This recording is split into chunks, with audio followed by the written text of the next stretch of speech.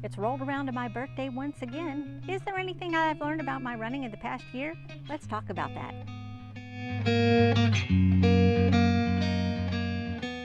Hello fellow geeks and welcome back to Running Geek Girl. My name is Heather and I am glad you are here today. By the time you're watching this, it will be my birthday. And as I mentioned in an earlier video, if you would like to celebrate, then why don't you go ahead and do 46 minutes of exercise or run 4.6 miles or walk 4.6 miles, whatever tickles your fancy. You can do that in the next day or so. And if you want to let me know about it, just use the hashtag HappyBirthdayRGG and we'll celebrate my birthday together. So I've been taking some time to just kind of reflect over what have I learned about myself as a runner in the past year. And I've come up with the following things that I thought I would share with you. So let's go. Number one, sometimes we underestimate where our limits are. I am very fortunate in that I have been able to have access to an online coach this year through many months of the last year, as a matter of fact. And they have been kind of pushing me to do things that I did not think that I was going to be able to do. I was typically scared of speed workouts. They've helped me to not be scared of putting on speed. And although I am probably not going to be setting any new PRs anytime soon, I am seeing some paces that I didn't think that I would possibly see at this age. So I guess I just had it in my head of where my limit was, but they've been able to help me slowly push past to where I thought the limit was and then go a little bit further in order to set a new limit. So I guess I was kind of underestimating myself, and maybe we all do that just a little bit.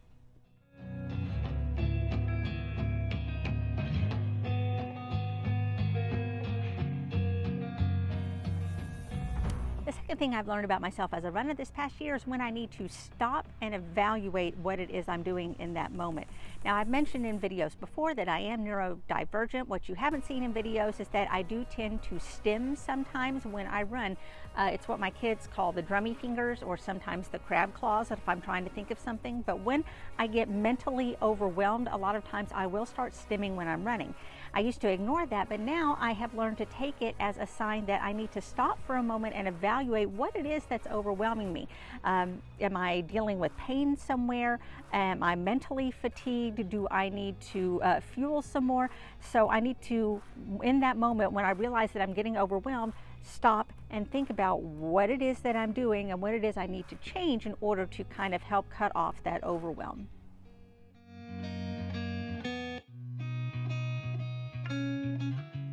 Number three, sometimes good enough is perfect for that day. There are times when I go out and maybe I'm supposed to do a 1 hour run and I've only got 45 minutes to get it done. Or I've got to go out and do a speed session and I'm just not hitting the paces like I think I need to hit. But you know what? I'm going out and doing the best I can for that day, and that's better than doing absolutely nothing. So sometimes good enough is perfect just for that day. I don't have to have an A+ perfect workout every single time. Sometimes what you can do is what you can do, and that's good enough. You will still make progress. I will still make progress even if I'm not going out and hitting it perfect every single second.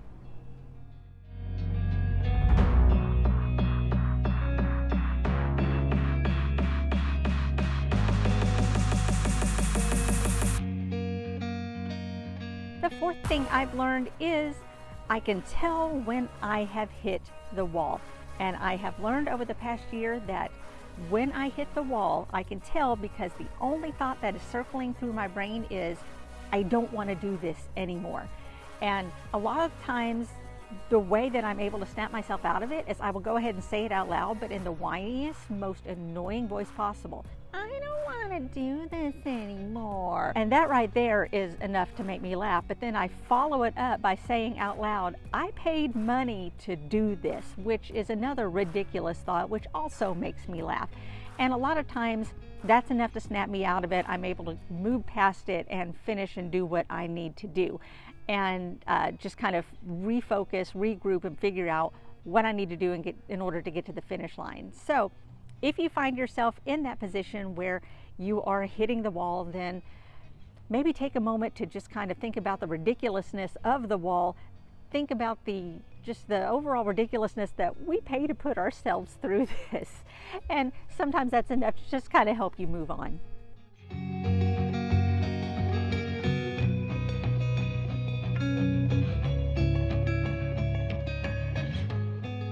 And the fifth thing that I have learned about myself as a runner in this last year is you need to take a moment to find the joy in every run.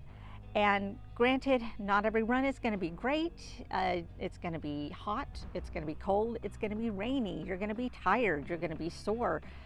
But there's always something that made that run different from other runs. And I'll try to find something like that, like, maybe I was really dragging myself through those last few strides, but I hit a mile pace earlier that I thought was out of reach and I absolutely nailed it.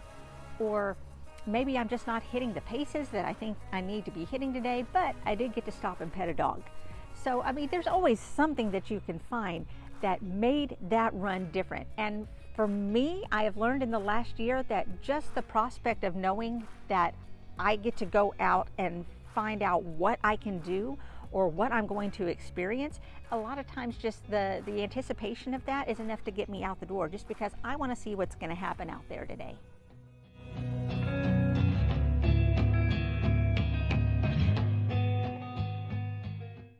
So there you go. Those are 5 lessons that I have learned about myself as a runner within the last year. Did any of this resonate with you? Have you kind of noticed these things? Or maybe this is something that you'd like to think about yourself? Why don't you let me know down in the comments below? This is a reminder to subscribe to the channel so that you don't miss any of the running adventures I have coming up all the time. I've got some races coming up, and some race reports, some reviews. You don't want to miss any of that. You can also follow me on social media. All the links are down in the description. You can find me across all platforms under the name Running Geek Girl. Thank you so much for being here. Thank you so much for celebrating my birthday with me. I hope you're having a wonderful week. Remember to laugh hard, run fast, and be kind. I'll see you later.